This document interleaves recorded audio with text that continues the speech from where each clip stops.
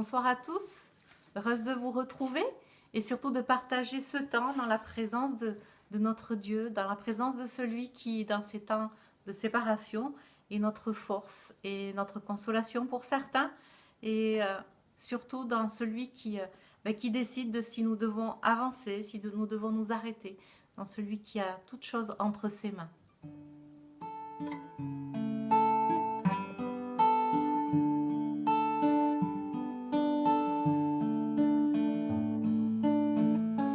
Dieu, tu es ma force, ma consolation, une lampe devant mes pas. Ta voix a triomphé de l'ouragan, remporté le combat.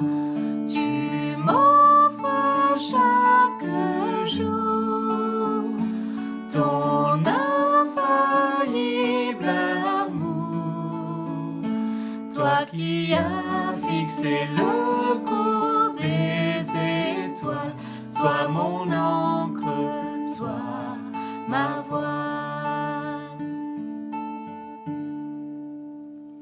Tu étends mes ailes pour toucher les cieux, protégé par ta main.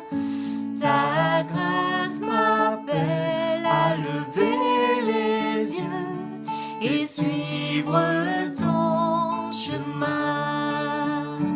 Tu m'offres chaque jour ton infaillible amour, toi qui as fixé le cours des étoiles, sois mon encre, sois ma voile. Ta miséricorde coule de la croix, ton sang m'a racheté. Tout ce que je suis me vient de toi, sans fin je te louerai.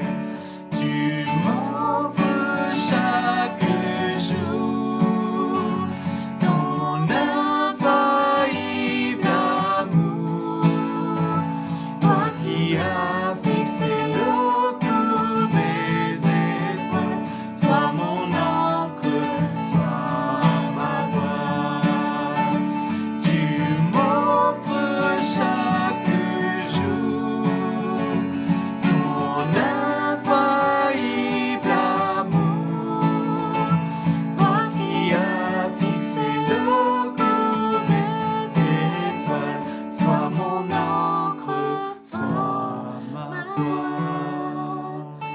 Toi qui as fixé le cours des étoiles, sois mon encre, sois ma voile. Je te bénis, Seigneur, parce que je sais ma vie entre tes mains. Et je sais qu'en toi, je suis protégée. Je sais, Seigneur, que tu es celui qui m'accompagne chaque jour et qui me donne cette force, cette consolation, ce soutien, Seigneur, de chaque instant. Et je te bénis pour ton amour, c'est vrai, Seigneur, qui est infaillible et qui peut nous donner, Seigneur, cette force d'aller de l'avant, Seigneur, à chaque jour. Merci de bénir ta parole maintenant dans nos cœurs, que nous soyons prêts à l'entendre, Seigneur, prêts à la recevoir. Dans le nom de Jésus. Amen. Amen. Merci Valérie pour ce chant magnifique. Ce soir, j'aimerais vous introduire par un texte de la deuxième épître à Timothée au chapitre 2 et au verset 1. Juste un verset qui m'a interpellé. Alors que je lisais ce chapitre, j'avais été interpellé par un autre verset. Et en fait, celui-là m'a sauté aux yeux. C'est un verset tout simple, mais qui pour moi est percutant. Toi donc, 2 Timothée chapitre 2, verset 1. Toi donc, mon enfant, fortifie-toi dans la grâce qui est en Jésus-Christ. Amen. Amen. Nous avons ici une exhortation de Paul à son protégé, Timothée, qu'il a établi, on l'a au verset 11 du chapitre précédent, au chapitre 1 verset 11, il nous est dit que Paul a établi Timothée comme prédicateur et apôtre pour instruire les païens. Donc Timothée, c'est quelqu'un qui a été formé par Paul et qui a une grande responsabilité. Et Paul, lui donne ce conseil: fortifie-toi dans la grâce. Si on appelle quelqu'un à se fortifier, on va plutôt penser à lui dire sois rempli du Saint-Esprit. Le Saint-Esprit est une puissance, ou passe du temps dans la prière déclenche des choses dans les lieux célestes, ou lui dire tout simplement fortifie-toi en Jésus lui-même. C'est ce qui est dit au travers de ce verset, puisqu'il est dit la grâce qui est en Jésus. Mais là, c'est plus focalisé sur la grâce, c'est ce qui me plaît dans ce verset. Hein. Ici, Paul va instruire Timothée en lui montrant l'importance de la grâce. Il lui en parle déjà dans les versets qui précèdent. La fin du chapitre 1 nous parle de plusieurs personnes qui étaient en compagnie de Paul dans son service, et il va citer des mauvais exemples et des bons exemples de ceux qui l'ont accompagné. Il parle de Phygèle et Hermogène qui l'ont abandonné alors qu'il s'est retrouvé dans les chaînes. Voilà des compagnons qui n'étaient pas trop dans la grâce. Mais il parle d'une autre personne, Onésiphore, qui lui a été plein de grâce et de puissance au travers de la consolation et des services qu'il a rendus à Paul. Je vous invite, quand vous aurez le temps ensuite, à lire la fin du chapitre 1er. Dans notre monde, ce n'est pas celui qui fait preuve de grâce, de compassion, qui est considéré comme quelqu'un de puissant. Dans le royaume de Dieu, si. Quelqu'un qui opère au travers de son entourage de telles démonstrations de grâce est quelqu'un qui est puissant dans le royaume de Dieu. Mes amis, dans ces temps particuliers, nous avons besoin d'être fortifiés dans la grâce. Amen. On a besoin d'être fortifiés dans la grâce. Certains peuvent se retrouver en difficulté pendant ce confinement. Qu'allons-nous faire? Les juger? Les abandonner? Ou est-ce que nous allons être des onésiphores qui les consolent et qui vont se mettre à leur service? Je vous encourage à le faire. Est-ce que vous êtes puissants dans la grâce, comme Jésus qui nous a confondus, non pas par sa puissance, mais par son amour et le pardon qu'il nous a accordé, et le fait qu'il soit venu vers nous comme serviteur? Je crois que c'est un temps idéal. Et dans vos face-à-face avec le Seigneur, peut-être vous ne l'avez pas fait jusqu'à maintenant, vous avez certainement demandé de vous remplir de son esprit, d'être de meilleurs témoins, enfin toutes sortes de choses, de bonnes choses que vous avez demandées. Mais est-ce que vous avez demandé au Seigneur qui vous fortifie dans la grâce? Je vous invite à le faire. Il y aura certainement grand besoin d'être rempli de la grâce dans les jours qui viennent. Le déconfinement va commencer à partir du 11 mai.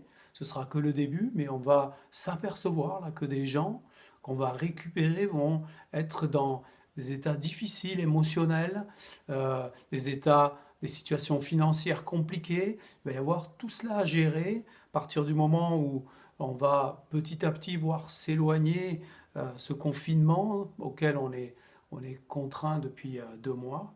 Eh bien, je crois que là, nous allons devoir faire preuve de grâce. Amen. Donc, si tu t'es fortifié dans la grâce pendant ce temps de confinement, eh bien, tu auras une sensibilité et une écoute surnaturelle qui te sera donnée par Dieu pour venir en aide aux nécessiteux autour de toi. Si tu es fortifié dans la grâce, tu feras preuve de miséricorde envers les autorités, même si parfois elles te semblent être dépassées. Si tu es fortifié par la grâce, tu chercheras comment aider ton entourage, le village où tu habites, le quartier où tu habites, l'immeuble où tu habites, sur ton lieu de travail. Tu te rapprocheras peut-être d'associations locales. Et puis dès que l'Église pourra reprendre, tu vas te remettre au service des frères et sœurs. Je terminerai en disant que l'avantage, quand on est rempli de la grâce, c'est que plus on se fortifie dans la grâce, moins on se confie en soi-même. La grâce nous montre qu'on ne mérite rien et qu'on n'est rien, mais qu'au travers de Jésus-Christ, on est tout. Plus on est prêt à s'abandonner, plus on est prêt à s'oublier pour que Jésus prenne la grâce, puisque, encore une fois, il s'agit de la grâce qui est en Jésus-Christ. Et ainsi, remplis de cette grâce, nous serons prêts pour accomplir les œuvres préparées d'avance par Dieu pour nous, prêts à mener le combat. Amen. Que Dieu nous fortifie dans sa grâce. Seigneur, merci. Merci pour cette interpellation de Paul qui nous prend un peu à revers et qui nous encourage non pas simplement à connaître la grâce, mais à nous fortifier dans la grâce. Seigneur, ta grâce me rend fort. Amen. Merci Seigneur pour cette parole que tu nous donnes ce soir. Que ton nom soit béni. Amen. Amen. Voilà, je vous invite à prier quelques instants donc en suivant cette exhortation. D'abord, prier par rapport au sujet de la prédication, que Dieu nous fortifie dans sa grâce, qu'il nous garde dans une grande humilité et qu'il fasse de nous des onésiphores, capables de consoler et rendre service. Est-ce que tu veux prier, mon frère, ma sœur, pour ça? Que tu puisses grandir dans la grâce. On peut, dans un deuxième temps aussi, prier par rapport à la prédication que nous avons entendue dimanche, que Dieu ouvre notre intelligence spirituelle tout au long de cette série d'études qui va avoir lieu, qui nous aide à comprendre, à entendre ce qu'il veut nous dire, et puis à le mettre en pratique. On peut faire le parallèle aussi avec l'étude du décalogue, et notamment pour ce qui concerne les relations familiales, dans ces temps où on est tous les uns avec les autres. C'est des paroles qui nous ont été données, qui sont précieuses. Bien sûr, vous pourrez avoir un temps pour prier pour la situation actuelle. Je ne vous redonne pas tous les sujets habituels, de prier pour les soignants, les autorités, etc. Mais peut-être qu'on peut prier aussi, commencer à prier pour l'après-11 mai, ce temps de déconfinement où notre pays va être dans un carrefour. Est-ce qu'on va vraiment pouvoir vivre avec l'épidémie et puis petit à petit la voir s'éloigner, ou est-ce que ce déconfinement va nous faire replonger dans ce qu'on appelle la deuxième vague? On va prier que le Seigneur donne l'intelligence aux autorités, à chacun, pour mettre en pratique les consignes qui ont été données. Cet après-midi, le Premier ministre est intervenu. Tout le monde peut faire des commentaires, mais reconnaissons-le, c'est compliqué d'organiser cela, mais en même temps, on ne peut pas rester constamment confiné comme on l'est. Donc il faut trouver des solutions, et je pense qu'on va les trouver au fur et à mesure en avançant, mais que nous soyons soumis et que nous soyons des onésiphores. Pas des gens qui jugent, qui condamnent, mais remplis de grâce et qui vont essayer de trouver comment aider. Prions aussi pour que des hommes, des femmes, des ados, des jeunes, des enfants se tournent en grand nombre vers le Seigneur pendant ces temps. Puis aussi, vous pourrez terminer pour tous les malades dans l'Église. Il y en a beaucoup de personnes. Nous avons été préservés, on peut dire merci au Seigneur pour cela, de l'épidémie, mais par contre, nous avons plusieurs personnes qui sont malades, pour certaines avec des maladies assez graves, et qui sont là à lutter avec ça. Elles luttaient déjà avant le confinement, on veut continuer à penser à elles. On pense aussi aux 3 familles qui ont été endeuillées, la famille Loutikou, la famille de Marie-Jo Bordagaré, et puis la famille Joigny, que le Seigneur les bénisse, les console, les renouvelle. Amen. Onésiphore, c'était qu'un petit modèle, un petit exemple, qui a suivi le grand modèle de Jésus, qui est capable de consoler et de guérir. Je vous souhaite un bon temps de prière à tous. À bientôt, que Dieu vous protège, qu'il nous garde chacun, et surtout dans une profonde humilité qui nous amène vers cette restauration spirituelle dont nous avons besoin, qui commence, je crois qu'elle a commencé, et je bénis le Seigneur pour ça. Que le nom du Seigneur soit glorifié. Bonne fin de soirée, puis à tout à l'heure, 20h30 pour le décalogue. Soyez bénis.